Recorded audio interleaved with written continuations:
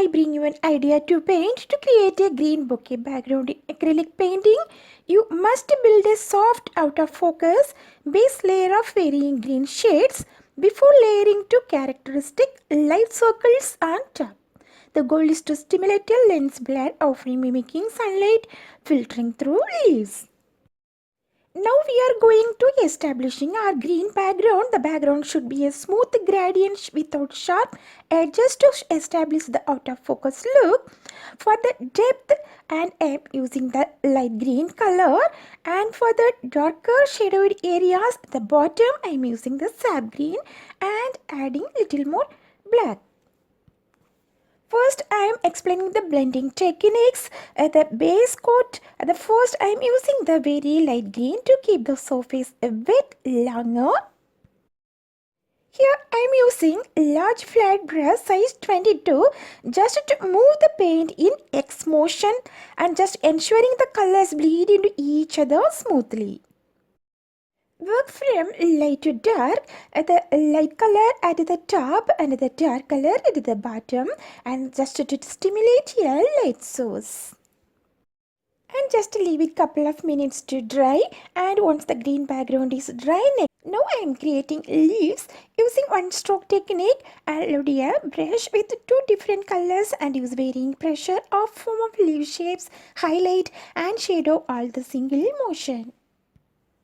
Using our green color, touch the surface with only the scissor edge of the brush and you pull the brush forward, press down firmly so the bristles spread out, creating the wide part of the leaf. Gradually lift the brush back up into the scissor edge while continuing to pull and just ending in a sharp point. Just holding our brush position, keep the brush in a half sprung position, means leaning slightly rather than laying it completely flat to maintain control over the point. Once completing to create our leaves, next I am going to create flower petals and flowers too. Just I am using pink color as it is the same way using the one stroke technique. Just a wavy up and down motion used for creating our flowers and flower petals too. Next we are going to creating a bokeh effect on it. Here I am using round brush size 6 best for perfectly round soft edge of circles. Use rounded edged rough circular patterns if you want a more hand painted irregular look. Just twist and blur it and press down on the canvas and twist it and just create a circle with a slightly see-through atmospheric effect. While the circle is still damp, use a clean slightly damp this brush and just dust over on the edges in circular strokes. This softens the circles into the background. Just here we are creating the layering for depth. The background circles paint some circles using shade only slightly lighter than the background and blend them heavily. Now going to create coffee cup acrylic painting, creating a still life painting of a coffee cup on canvas. Here I am using white and brown and little black for this creating. The first step I start with light thin grey paint to dot basic cylindrical shape using ovals for the rim and saucer and just use a wet on wet technique to blend gradients on the cup surface, making it a darker on the edges and lighter towards the center to give it. Just I am mixing brown with a little white color and just these tones for the coffee's edges and add a tiny white highlight on the top to stimulate the liquid reflection. The final details adding wispy upward curving strokes of white or light grey to represent steam rising from the cup.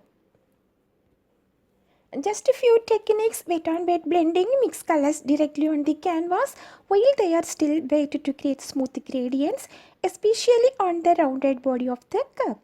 The layering techniques apply multiple thin layers to build depth for a more painterly or loose styles, allow some of the bottom layers to show through for added texture.